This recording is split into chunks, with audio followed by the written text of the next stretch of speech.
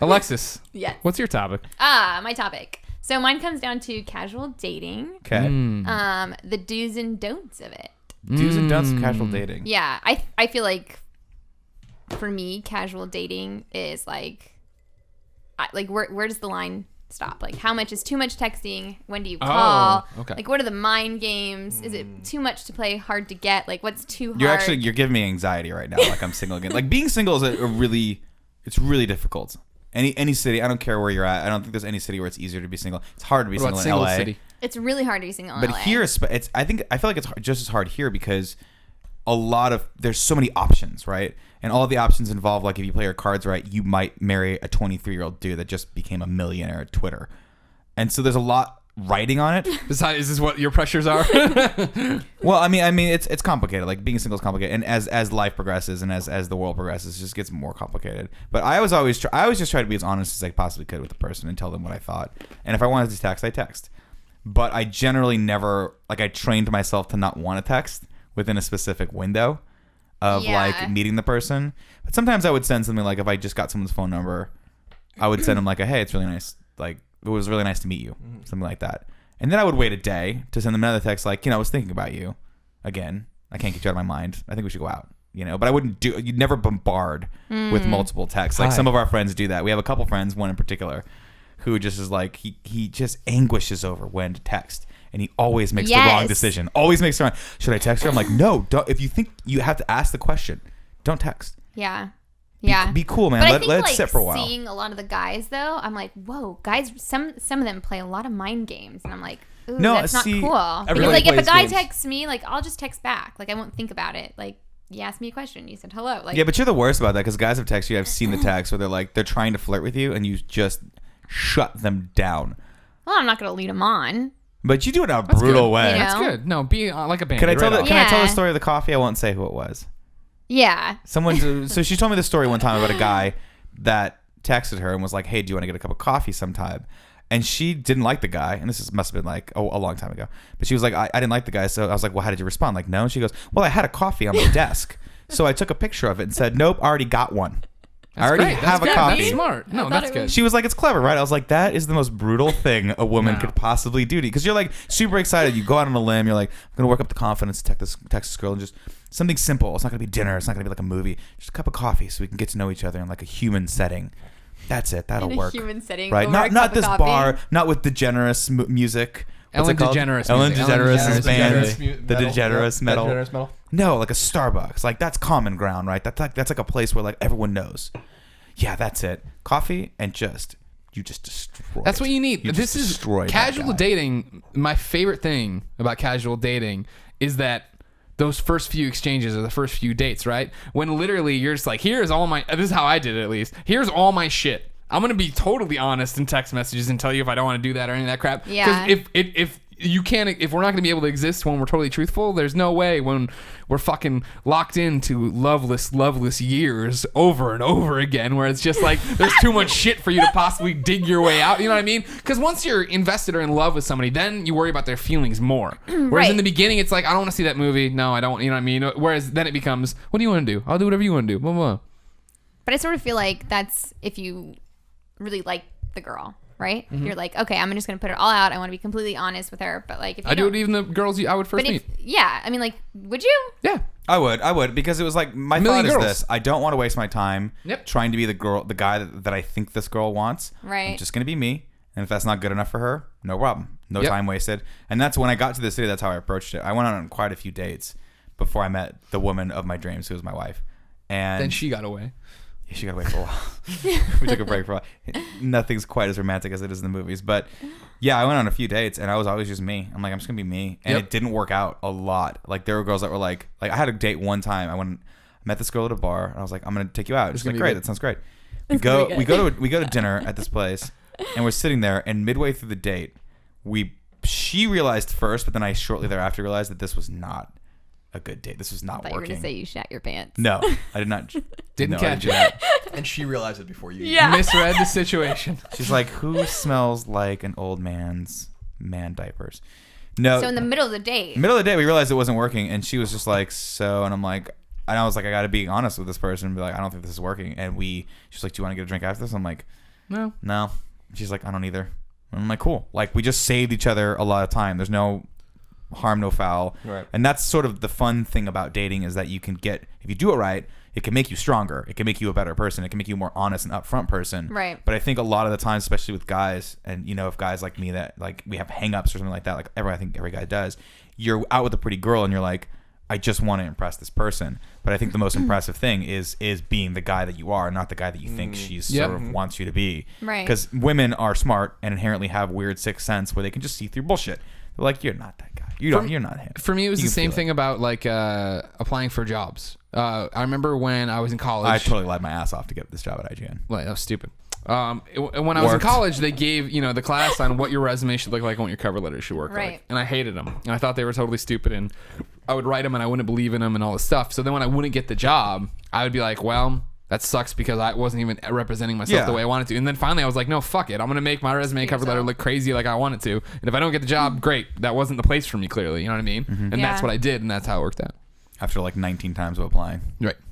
But it worked. Yeah. And it's true because it's one of those things where if you're going to fail, at least fail honestly. Yeah, exactly. Like be the fail on your own 2 feet. Don't fail trying to do something that you're not. That was always my thought process. But then it's also, it was always kind of fun. That is the one thing I miss about being single is the excitement of that first month or two when you're just getting to know someone. You're like, holy shit, this is a thing. This is working. It's terrifying. Oh my God. Like, it's very interesting. This could be it. I could never have sex with another person again. I can't do this. This is not going to be right. And you go through all those emotions. Yeah. And I think those are the thought process that lead guys to horrible decision making. Texting too much, calling too much, not calling at all. When I first met my wife, she challenged me. She was like, you're not going to call. And I was like, oh, now I have to call. So I called her. We had a lovely date. Then I went to Tokyo for TGS and I didn't call her. I told her I was going to be gone for a week. After a week and a half, she called me and was like, I know you're back. You should call me again. And I was like, oh, she knows. She knows everything. Yeah, she's really challenging. The thing I've realized in dating over time is the games are played on both sides, and both sides are cognizant of the games. And what we could all use a lot more of is just straight up honesty with each other. Definitely. To avoid like the calling thing, the texting thing, like you were saying. Like if someone texts you, you can text them back. That makes sense. If you want to talk to someone, it should be okay to say like, I want to talk to you. And but like, I'm not okay with initiating a text because I'm like, oh, should I not? Like, why not? But this is part of the game, right? Like, and this is a problem. Because it's like you're told like you should play hard to get, right? Why? Like that's just like what's instilled, I feel like, into females. Like, no, I think that means from like a don't have sex with them on the first date. That's hard to get.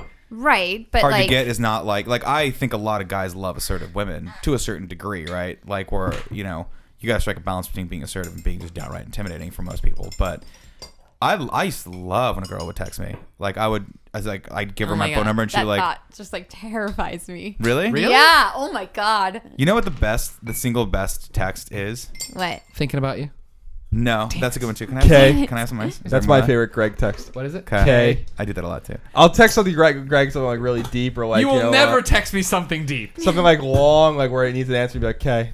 I will read through our text exchanges, and I doubt any recently have been deep. I just like to text the simple word hi. That's all I like. And when you're just getting to know someone, and it's because it's so non-committal on there, they don't have to respond. You're just saying hi. And that's it. See, like 3 responses came in my head. Do I say hi back? Do I say, well, hello? Or hey? Yeah, you should say, well, hello. That's cute. I like that. Hola. All right, well, hello. Hola. Well, hello would probably freak me out a little bit. Well, hello would freak Via con Dios, motherfucker. And you're like, whoa, that was just a hi. You didn't have to. You didn't have to go like it. No. You have to empty the clip into me. Break you next time you do it. No, I mean I love texting too. I love texting. I love texting my wife too. Every once in a while I'll text her. And I feel like guys a lot these days like don't call. Yeah, because calling sucks. No one calls. Calling's hard. Calling's the worst. Oh my god. Texting's easy because then you can edit. How's it going? Let's have a forced converation. Also, I know you're 90% of the time you're somewhere you can't talk. You want to try to talk now? Oh no, the worst is when I don't know if it's different now, but a lot of women wouldn't pick up the first time. No. Simply to see what the guy would leave on the outgoing message. Yeah. And I was a master at that. I would rehearse the first message, because they save it sometimes. Oh my god, what would you say? Oh, it would be just a quick, I'll call you. No, I'm joking. You got nervous for a second there. I won't pick it up. I don't know. I mean, it'd be really short and sweet message. I'd be like, hey, it's me. We met the other night. I really enjoyed getting to know you, and I'd love to see you again. So give me a call back if you want. That's it. Oh, very cool. Very nonchalant. If you want. If you want. I have a strict no voicemail policy. I don't leave voicemails. That would always be after like. But you don't have a calendar. You don't like email. And you don't leave voicemails. No, I have no calendar. It's all up here. You're off the grid. You can't say that anymore. It's failed so many times. In the beginning, it was like, I don't need it, and it was great. And then it would just be like, Colin, we got that meeting. You're like, we do? Colin, like, I don't remember that. That's not a thing. That just came up. Yeah, I don't like email. I don't like talking on the phone. I don't like leaving. My mom's always like. My mom doesn't understand cell phones at all. Like, I don't understand how she doesn't understand them. She claims that when I call her and don't leave her a voicemail, she can't tell that I called. I'm like, Mom, you have an iPhone. It says that I fucking called. She's like, leave me a message. You know, an old Italian woman, like, leave me a message. You don't talk to your mother. Leave me a message. I haven't talked to you in 2 weeks. Does she text like she does not speak English? Yeah, she texts. That's my mom. Yeah. My mom doesn't bother editing or looking back on the autocorrect for a text, so everything's just wrong. I gave up recently. My mom will switch to Spanish and text. I'm like, huh? ¿Qué? You're like, ¿Qué comiste? Yeah. ¿Qué dice? Side note, wait, before we go on, you said the word euro, but you said it the way it should be said. Can you tell us all how to say that word now? I don't know how to say it. For the gyro? Is it gyro? Well, no, that's how. You said it. Gyro. No. Yeah, see, that's how you said it. So the interesting thing, there's an interesting thing, I think I've told Greg this. In New York, we have heroes, which are subs, right? And so I'm familiar. We call them. So in New York, we call them gyros. To like that, and that was like how when I was brought up on Long Island, I used to call them gyros, and was never corrected on that until I went to Boston, which has a big Greek population. Gyro as opposed to. You called heroes. Oh, you called them gyros? Yeah, like that was like I never. But they're not spelled that way, are they? GYRO. He's saying because they had the hero sandwich. Oh, you said gyros. Differentiate between them. Gyros. Everyone I always knew would we didn't eat much Greek food, but call them gyro. Yeah, and I was never corrected by that. Mostly because I don't think people know how to say it. Yeah, well, I know, but I was never corrected until because if I went to a pizza shop in New York and was like, I want a hero, they'll give me a meatball sub. Oh, let's do that right now. You know, and so like good. That was so I didn't know until I went to Boston. A lot of the pizza shops there that I went to were owned by Greek families, and you don't say gyro. Do they just bounce you out like the soup Nazi? What the fuck? Because they call heroes. Like, Malaka. They call HERO. Malaka. HERO heroes are hoagies. Right. Yeah. The hero sandwich. Yeah. I love it. Not to be confused with the grinder. Oh my God, grinders are so they're all the same. Wait, what's a grinder? They're all the same. It's pretty much the same thing. Pretty much the same. A giant toast. But the grinder was always like, to me the grinder was always like that bread that had the cornmeal on it a little bit. You know, like you would pick it up and it would have the bottom of it would have just a little bit of cornmeal left over when it baked. And it was sourdough, but it was like, oh man. I know what you're talking about. Yeah. WG grinders. And sometimes they'd put like, they'd take the shredded lettuce and no matter what, you're like, I don't want that lettuce on there, but you kind of have to have it on there. Sure. Because it's so good. Yeah, I'm reading. I just wanted to look it up to see if there was anything there, and it's like, why can no one in Manhattan call a gyro a gyro? Like, they always call it that. And it's interesting. There's like 3 pronunciations of the word right there. I don't even know what we're doing anymore. It's just funny that there's like whole websites. But you say it with the actual like Greek accent. I do. Yeah, you do. My dad would be so proud. I'll let him know, but tell him not to watch the one right before this. Okay. Where I Yeah, I'm intimidated by the man. I don't want him to call me. I want him to call me, but I want him to call me for like good reason. He's a complicated human being. Your dad is intimidating. He's not. So do we answer the dating stuff? So wait, what are your do's and don'ts? What do you like when what do you like a guy to do when he first meets you? If you're into him. If I'm into him. What's a step-by-step guy? I like guys to be not aggressive because I don't want people to think you want a man to be a man. Yeah. You want to be a man. You don't want to be like a little like sensitive boy. You like I like the texting, like, hey, it's nice to meet you, blah blah blah. What if he comes right out of the gate with a dirty text? Just like thinking about you, and then the next is a picture of him like naked from the waist down. That's bad, right? That's bad. Okay, continue. Sorry. Don't. Casual dating, don't. That doesn't sound very casual to me. Gotta take it up a notch. You want to differentiate yourself from the masses? You want to be remembered. Yeah, you gotta be remembered. But then I think when you're like ready to ask me on a date, call me. You gotta call. Yeah, I'm not gonna pick up. Leave a message. You're not gonna pick up? I'm not gonna pick up. No, you gotta see what it says. You gotta see what the message is. The first message is very important. No one tells you this. What if someone calls you and doesn't leave you a message? Oh, that's complicated then. Because I do that too. Like I don't leave messages, but I will leave you a text message and be like, "Hey, called you. This is why." That would be okay. I'd be okay with that. I just like it straight up mysterious. Like I called you, you have a missed call. You have no idea why I called you. In high school, you have no fucking clue. We went to mind games. Colin. Some stupid restaurant. I forget that we were like for a summer trying. We're like, this is gonna be our max. We'll come here. We're all hanging out here. You said that your beach pit, right? Yeah, or peach pit. Peach pit. Yeah. And I remember one time I wrote a note to a girl, the waitress, on the check or whatever, and left my phone number. That's right? awesome. Right. What a move, I know. Greg. Well, I look pretty cool with my friends, right, or whatever. But then, yeah, like it was before caller ID, right? And there was one time the phone rang and nobody picked it up, and like I was convinced that was her. You know what I mean? Like it was like within a few days, and I was like, oh, that was my chance. You know what I mean? I'll never see her again. You'll never know. I know. You'll never know. You should do some research. Go to the phone company records. Go through I don't even know what year it was. We should call Linda and see if that's ever happened to her. See if she ever. Don't actually call called Linda. back. Never call Linda again. You're gonna get Linda fired. Well, she might be soon enough now that Portillo's is for sale. Oh, the girl. Yeah, the girl. Call Linda. We're gonna go to Linda one day. Should we call Tim? No, fuck him. He's too good for us. We're too good for him. Fair enough. I don't want to. This is like the rules of a breakup.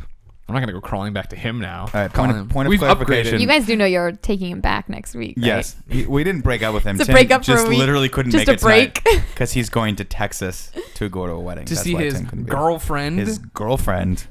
She's What not he my does. girlfriend. Mickey Mouse hands. Whoa. He got a nice suit. He looks You so did. You dapper. got him a nice suit. I did. Because no one at IGN under the age of 34, I'm convinced, knows how to do anything unless you're there. Any of the guys. Well, actually, you know who's a great well, he doesn't work Fran. there anymore. No, Oh. Baradon is essential in me buying clothes. Because first of all, so Nate and Baradon are two of like my really good friends. And Nate Ahern used to work at IGN. He works at Microsoft now. Baradon works at Layer Media now.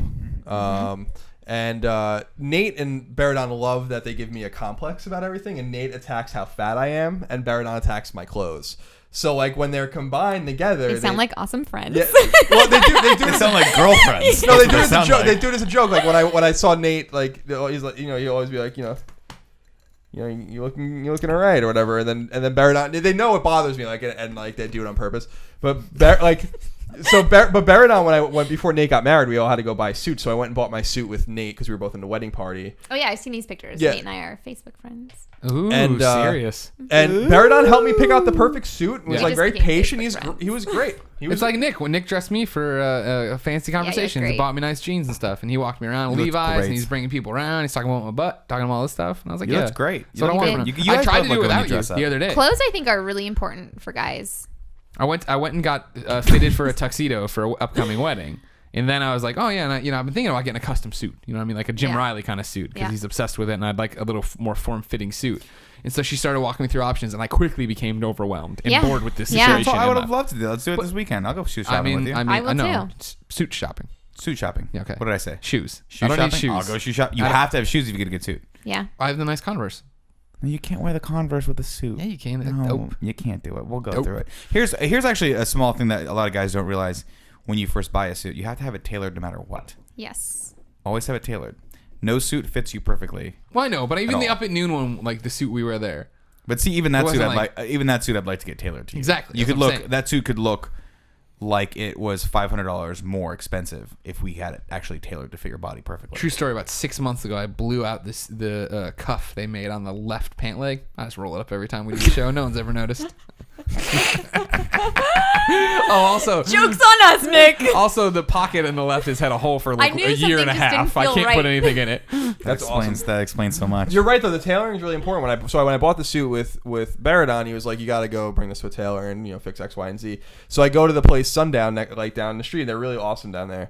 It's a nice mom and pop cleaner. And I go to the woman and I'm like, "I think I need you to add like 1/4 of an inch to the waist." And she looks at me and she goes, "half an inch." And then she writes it down or whatever. And I'm like, "Perfect, thank you." Oh my god! I had a very, very similar experience. I bought my suit when I got married, and of course, when you get married, you lose weight because you're like, I'm gonna work out, look great. Didn't lose as much as I wanted to. But The trap, suit- they call it. This- You're tricking her. Yeah. The Well, wedding she did the same. diet. The wedding diet. So I for did those- it. It it's for didn't those lose as much pictures. weight as I wanted to. Then about 8 months later, Chris Ostertag is like, "Hey, you want to officiate my wedding?" And I was like, "Sure, but I want to wear this suit because it's a daytime wedding. It's a blue suit. It'll look good." Go to try the suit on. It doesn't quite fit anymore. And I take it to my tailor that's in the neighborhood, lovely, lovely woman, and she happens to be Chinese. And I'm not saying that Chinese people are more blunt, but she was specifically blunt with me because I was like, I asked her how much should we take it out, and her answer, which I will never forget, was all the way. We should take it, and she wasn't kidding. She wasn't kidding. What does that mean? It was soul crushing. It's like a parachute. And she just looked at me and was like, take them off. Like, we're ready to go. That is awesome. That's an amazing. That was it. Because I was like, I got more like cloth in the back. Because good suit will have like an extra like 2 or 3 inches of give, and she's just like, all the way. Just looked at me, and I was like, and she was right. That thing fit like a glove right afterward. That was sad. Instead of like a salami casing, still fit like a glove. Yeah, I mean, that's the one thing about being a guy. Guys, it's a lot easier, I think, to look good in than women. Women, everything you have to wear is so revealing, right? And then you gotta like. Well, you don't have to, but you're talking about all that stuff. Well, like if you're gonna wear a dress out, and you want it to be form fitting, you gotta like so there's like Spanx. Have you heard of these things? Yeah, I know Spanx. They have man Spanx too. I know. I want to wearing them right now. Everybody thinks I'm getting skinny. I'm just wearing Spanx. But like, that would be hilarious. Colin in a they have man one Spanx. that like goes from like. It's like a shirt. It's like a V-neck shirt. Oh my it's God. just an entire like a my- onesie that you zip up and it just sucks everything in. I like should. Spider-Man I need costume. a corset. That'd be amazing. But like instead of I don't. They need, have them I to help you lose weight. Apparently. I wish those machines. Remember those like machines in the early 20th century that like, and you see them like in the black and white 20 frame footage. I wish those worked. I don't think they work. No, they obviously don't, or everyone would be using them. No, but they convinced everyone that cocaine was gonna solve all your problems. It did. And that's those things were gonna make you. The cocaine diet. We've It's talked one about option. it. It's Yeah. one option. Do it for a week. We cut each other off. Yeah, it's not how it works, though, sadly. If I can't quit smoking, I'm definitely not going to start doing cocaine. Cocaine. It's not going to work. I think that's a little harder in the grand scheme of things. Okay. But yeah.